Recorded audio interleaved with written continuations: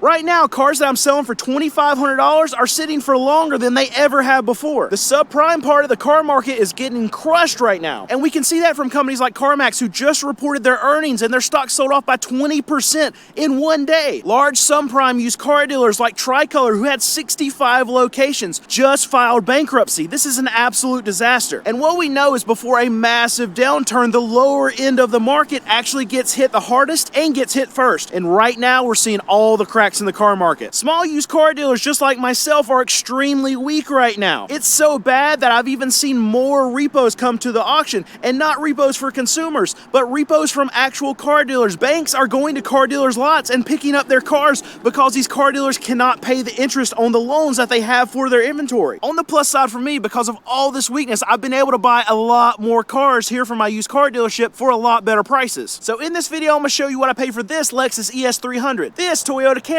this Crown Vic, and this Toyota Corolla. All right, so let's start with this Toyota Camry. This is a 2010 Toyota Camry, and we only paid $2,000 for this thing. And if I had any choice of any car it's the only car that I would have on my lot, it would be a Toyota Camry. Now, here's the thing. We can't buy enough of them to be able to service our whole lot, the amount of cars that we need. So this is why we buy Chrysler Sebrings. This is why we buy Honda Accords. This is why I got Fords. That's why I got a Jeep back there. Not all my favorite cars, but I've got to buy cars that, one, people will actually buy on my lot. Not everybody likes Toyotas. Not everybody likes a Camry. I think they're crazy, but not everybody wants to buy one of these cars. And two, obviously I can't find enough of them. And I want to show you, just so you know I'm not just making up numbers for a YouTube video, spin you around. This is a 2010 Toyota Camry. We paid $2,000 for it. So what else goes into actually buying a car when we go to the auction is called a buyer fee. So every time I go to the auction, I spend money on a car, I raise my hand, I'm the high bidder on this car.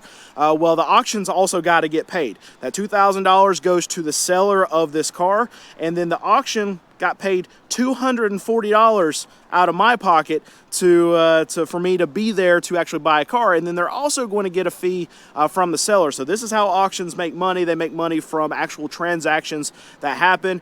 This car right here, I would guess we're going to mark it up to probably like $3,500. We already have $2,265 in it.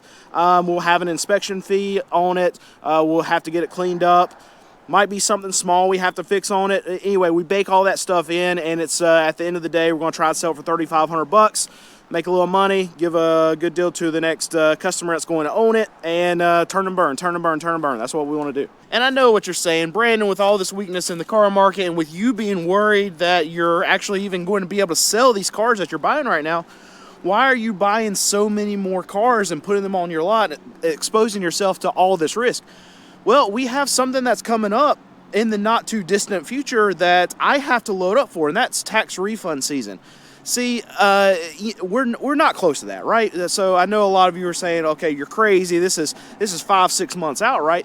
But we have to prepare right now, because at the turn of the year, when we get into the end of February, when all that money starts rolling in, I have to have all of those cars at that moment. And I want to have at least 150 cars. Right now, we only have, I think, like 80, 85 cars.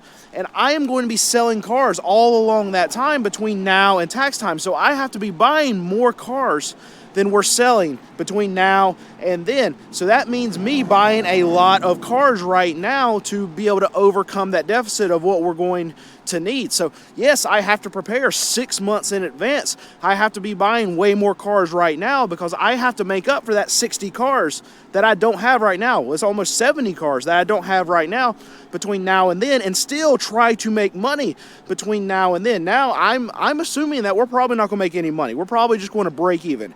And if we're at that point, then that means I need to sell about 40, 45 cars every single month. And if we do that, then that means I have to buy, what, about 60 cars every single month to overcome what we're going to need when we roll into tax time.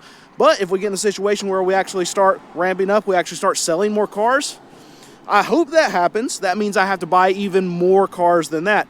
I'm not anticipating that happen because towards the end of the year, that's the weakest time that car dealers, myself, small used car dealers that sell these $4,000, $3,500, $3,000 cars, that's when we're the weakest, because those customers, what are they doing? Well, they're not spending money on cars. They're spending money on Christmas, the holidays, Thanksgiving, things like that. So they don't have money to be able to spend on cars. And because that it's even weaker this year than what it has been, theoretically it should be easier for us because a lot of these other dealers are weak just like I am. Prices should be better for us because other dealers aren't bidding them up. And we're not going to be selling way over that amount to get us to break even. So I should have an easy time actually loading up for tax time this year. But the problem is, the reason why I have an easy time loading up for tax time this year is because I'm not making any money, right? All right, here's a 2003 Lexus ES300. I absolutely love these cars. I like the way they look, love the way they ride. I think they're very reliable. It's the Toyota Camry of the Lexus. That's all it is. They're made by the same manufacturer. A lot of things are very similar on this car that is on the Toyota Camry, and that's why I love them so much. It's just a nicer version of it. We paid $2,800 for this. We got $240 in a buyer fee, so we're at $3,000, $340 right, $3,040 are right there. We're gonna have all our expenses that are associated with a car like this, and something like this, we should be able to easily sell it for about $4,500. The way that we price our cars is if we price something like this Lexus, easy example, for $4,500, put it out on our lot, and after 2 weeks it doesn't sell, well, then we mark it down by $500. And if the market tells us, okay, this is still too high, market tells us that by not coming and test driving the car, or we don't get any leads on it, or it doesn't get purchased, then what we do is we lower it again by $2,000. So I try to start making that home run for us is like $1,500. But if the car sits for a month, then we're only making like $500. If it sits longer than that, then we're just, you know what, the market has told us this is not a desirable car. You got way too much in it. Something's wrong with the car, and you just need to cut loose of it. So in those cases, we break even. We usually don't get to that point. It usually takes us a little over 2 weeks to sell most of our cars on average, would be my guess. So it takes one price drop after that, us trying to get that home run on a car to really find a lot of cases that price point. And you can tell that in our average of what we sell cars for. Right now, our average is hovering right around $1,000. Now, a few months ago, and over the last few years, up until the last few months, our average was somewhere around like $1,200. So in more cases than not, we were actually able to hit a lot of home runs and bring our average up with those cars that sold within 2 weeks of us actually posting. But now what we're seeing is that cars are sitting longer. We're having to do more price drops. So that's led us to be more aggressive with our pricing. Myself, Nate, my sales manager, we've had multiple discussions about this. And in a lot of cases where we would round up to get that home run, well, if we're in the middle, if we're like at $1,200 between like two $500 ranges, I don't like to have a car that's like $3,200. I either want it $35,000 or I want it $3,000. So if we find ourselves right in that middle tier, what we're doing now is we're rounding down. It's bringing our average down, but I feel like it's helping us move a few more cars right now. And right now we need that because we've been slow, and since we've taken a more aggressive stance on our pricing, we picked up a little bit. That could be just an element of us having more inventory. That's probably the higher likelihood of what's happening. But we're trying everything we can to move as many cars as we can, because at the end of the day, we still want to make money. And over the last 6 months, I hadn't made any money. Haven't lost money, but I really haven't made any money either. All right, and I can show you some of the stuff that we deal with here on our lot. Well, I say we, but Alex, my mechanic, who is walking this way. Yep. There he is. So cars that are under $5,000, what do they need? They need something, right? They need a window regulator. They need a window regulator. So this is what Alex is working on right now. And the people who owned this before, the way that they were holding the window up was from a thick electrical cable. Yeah. Yeah. So they already did most of the work for me, though. So they did the window already. At least every day is not the same. Right. Yeah, every one of these used cars needs something different, something unique. It seems like every week we see something that we've never seen before, and that's what he's dealing with right now.